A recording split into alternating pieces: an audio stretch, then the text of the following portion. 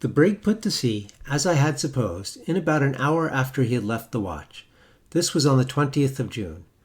It will be remembered that I had then been in the hold for 3 days, and during this period there was so constant a bustle on board, and so much running to and fro, especially in the cabin and staterooms, that he had had no chance of visiting me without the risk of having the secret of the trap discovered. When at length he did come, I had assured him that I was doing as well as possible, and therefore, for the next 2 days, he felt but little uneasiness on my account. Still, however, watching an opportunity of going down. It was not until the 4th day that he found one. Several times during this interval he had made up his mind to let his father know of the adventure and have me come up at once, but we were still within reaching distance of Nantucket, and it was doubtful, from some expressions which had escaped Captain Barnard, whether he would not immediately put back if he discovered me to be on board.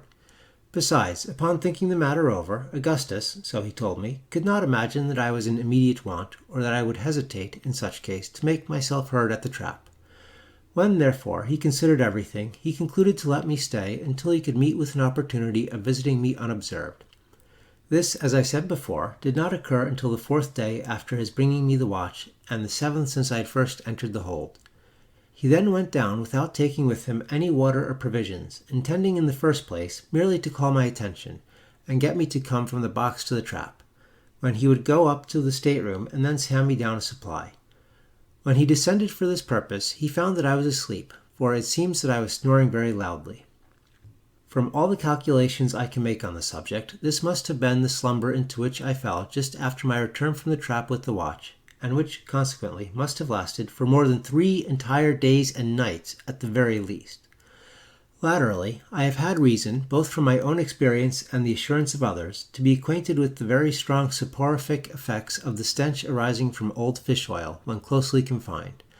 And when I think of the condition of the hold in which I was imprisoned, and the long period during which the brig had been used as a whaling vessel, I am more inclined to wonder that I awoke at all, after once falling asleep, than that I should have slept uninterruptedly for the period specified above. Augustus called to me at first in a low voice and without closing the trap, but I made him no reply. He then shut the trap and spoke to me in a louder and finally in a very loud tone. Still I continued to snore. He was now at a loss what to do. It would take him some time to make his way through the lumber to my box, and in the meanwhile his absence would be noticed by Captain Barnard, who had occasion for his services every minute in arranging and copying papers connected with the business of the voyage. He determined, therefore, upon reflection, to ascend and await another opportunity of visiting me. He was the more easily induced to this resolve, as my slumber appeared to be of the most tranquil nature, and he could not suppose that I had undergone any inconvenience from my incarceration.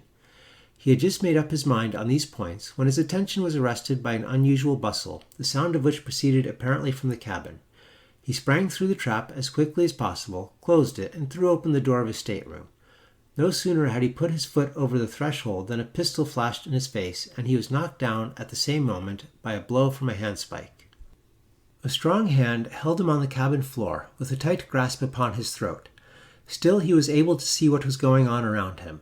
His father was tied hand and foot, and lying along the steps of the companionway with his head down and a deep wound in the forehead, from which the blood was flowing in a continued stream. He spoke not a word, and was apparently dying. Over him stood the first mate, eyeing him with an expression of fiendish derision, and deliberately searching his pockets, from which he presently drew forth a large wallet and a chronometer. 7 of the crew, among whom was the cook, a negro, were rummaging the staterooms on the larboard for arms, where they soon equipped themselves with muskets and ammunition. Besides Augustus and Captain Barnard, there were 9 men altogether in the cabin, and these among the most ruffianly of the brig's company. The villains now went upon the deck, taking my friend with them, after having secured his arms behind his back. They proceeded straight to the forecastle, which was fastened down, 2 of the mutineers standing by it with axes, 2 also at the main hatch. The mate called out in a loud voice, "Do you hear there below? Tumble up with you, one by one now, mark that, and no grumbling." It was some minutes before anyone appeared.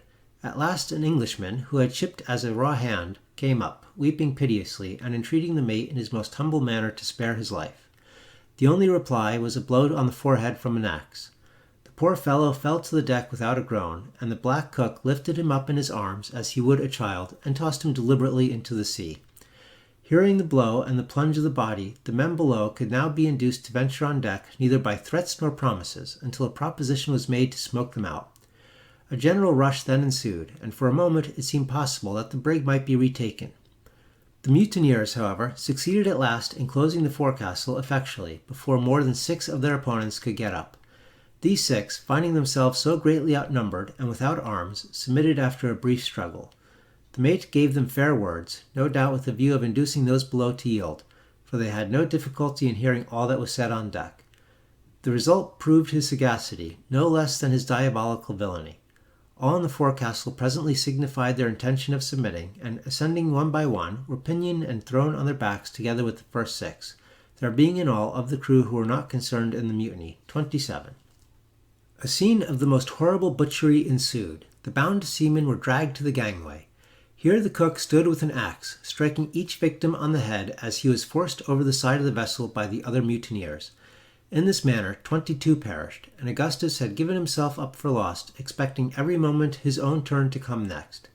But it seemed that the villains were now either weary or in some measure disgusted with their bloody labour, for the 4 remaining prisoners, together with my friend, who had been thrown on the deck with the rest, were respited, while the mate sent below for rum, and the whole murderous party held a drunken carouse, which lasted until sunset. They now fell to disputing in regard to the fate of the survivors, who lay not more than 4 paces off, and could distinguish every word said. Upon some of the mutineers the liquor appeared to have had a softening effect, for several voices were heard in favour of releasing the captives altogether, on condition of joining the mutiny and sharing the profits. The black cook, however, who in all respects was a perfect demon, and who seemed to exert as much influence, if not more, than the mate himself, would listen to no proposition of the kind, and rose repeatedly for the purpose of resuming his work at the gangway. Fortunately, he was so far overcome by intoxication as to be easily restrained by the less bloodthirsty of the party, among whom was a line manager, who went by the name of Dirk Peters. This man was the son of an Indian squaw of the tribe of Upsarokas, who live among the fastnesses of the Black Hills near the source of the Missouri. His father was a fur trader, I believe, or at least connected in some manner with the Indian trading post on Lewis River. Peters himself was one of the most purely ferocious-looking men I had ever beheld. He was short in stature, not more than 4 feet 8 inches high, but his limbs were of the most Herculean mold. His hands especially were so enormously thick and broad as hardly to retain a human shape. His arms, as well as his legs, were bowed in the most singular manner, and appeared to possess no flexibility whatever. His head was equally deformed, being of immense size, with an indentation on the crown, like that on the head of most Negroes, and entirely bald. To conceal this latter deficiency, which did not proceed from old age, he usually wore a wig formed of any hair-like material which presented itself, occasionally the skin of a Spanish dog or an American grizzly bear. At the time spoken of, he had on a portion of one of these bearskins, and it added no little to the natural ferocity of his countenance, which partook of the Upsaroka character. The mouth extended nearly from ear to ear, the lips were thin, and seemed, like some other portions of his frame, to be devoid of natural pliancy, so that the ruling expression never varied under the influence of any emotion whatever. This ruling expression may be conceived when it is considered that the teeth were exceedingly long and protruding, and never even partially covered, in any instance, by the lips. To pass this man with a casual glance, one might imagine him to be convulsed with laughter, but a second look would induce a shuddering acknowledgment that if such an expression were indicative of merriment, the merriment must be that of a demon. Of this singular being, many anecdotes were prevalent among the seafaring men of Nantucket. These anecdotes went to prove his prodigious strength when under excitement, and some of them had given rise to a doubt of his sanity. But on board the Grampus, it seems, he was regarded at the time of the mutiny with feelings more of derision than of anything else. I have been thus particular in speaking of Dirk Peters, because, ferocious as he appeared, he proved the main instrument in preserving the life of Augustus, and because I shall have frequent occasion to mention him hereafter in the course of my narrative. A narrative, let me here say, which, in its latter portions, will be found to include incidents of a nature so entirely out of the range of human experience, and for this reason so far beyond the limits of human credulity, that I proceed in utter hopelessness of obtaining credence for all that I shall tell, yet confidently trusting in time and progressing science to verify some of the most important and most improbable of my statements. After much indecision and 2 or 3 violent quarrels, it was determined at last that all the prisoners, with the exception of Augustus, whom Peters insisted in a jocular manner upon keeping as his clerk, should be set adrift in one of the smallest whaleboats. The mate went down into the cabin to see if Captain Barnard was still living, for, it will be remembered, he was left below when the mutineers came up. Presently the two made their appearance, the captain pale as death, but somewhat recovered from the effects of his wound. He spoke to the men in a voice hardly articulate, entreated them not to set them adrift, but to return to their duty, and promising to land wherever they chose, and to take no steps for bringing them to justice. He might as well have spoken to the winds. Two of the ruffians seized him by the arms and hurled him over the brig's side into the boat, which had been lowered while the mate went below. The 4 men who were lying on the deck were then untied and ordered to follow, which they did without attempting any resistance. Augustus being still left in his painful position, although he struggled and prayed only for the poor satisfaction of being permitted to bid his father farewell. A handful of sea biscuits and a jug of water were now handed down, but neither mast, sail, oar, nor compass. The boat was towed astern for a few minutes, during which the mutineers held another consultation. It was then finally cut adrift. By this time night had come on, there were neither moon nor stars visible, and a short and ugly sea was running, although there was no great deal of wind. The boat was instantly out of sight, and little hope could be entertained for the unfortunate sufferers who were in it. This event happened, however, in latitude 35 degrees 30 minutes north, longitude 61 degrees 20 minutes west, and consequently at no very great distance from the Bermuda Islands. Augustus therefore endeavored to console himself with the idea that the boat might either succeed in reaching the land, or come sufficiently near to be fallen in with by vessels off the coast. All sail was now put upon the brig, and she continued her original course to the southwest, the mutineers being bent upon some piratical expedition, in which, from all that could be understood, a ship was to be intercepted on her way from the Cape Verde Isles to Puerto Rico. No attention was paid to Augustus, who was untied and suffered to go about anywhere forward of the cabin companionway.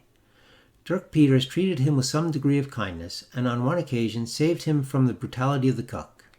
His situation was still one of the most precarious, as the men were continually intoxicated, and there was no relying upon their continued good humour or carelessness in regard to himself.